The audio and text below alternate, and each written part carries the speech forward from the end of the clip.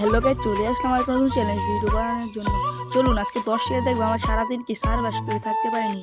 চলুন বেশি কথা না বলে যাওয়া যাক দোকানের উদ্দেশ্যে। তারপর আমি হাঁটা লাগাই দিলাম দোকানে যাওয়ার জন্য। তারপর দোকানে ভাবতেছি কি খাওয়া যায়। তারপর আমি 5 টাকা দিয়ে তো আমি একটা চকোবার নিয়ে নিলাম। তারপর 5 টাকা তো আমি চকোবার নিয়ে নিলাম। এই চকোবিনটি তো আমি 5 টাকা দিয়ে নিলাম। 5 টাকা নেওয়ার পরে তো আমার 5 টাকা আমাকে ঘুরিয়ে দিল দোকানদারে।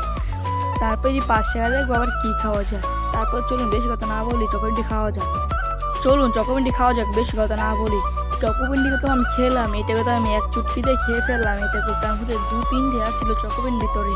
এই চকোবিন খেয়ে তো আমার কিচ্ছুই হলো না। তারপর ভালো লাগছে না, আবার চলে আসলাম 1 মিনিট পরে দোকানে।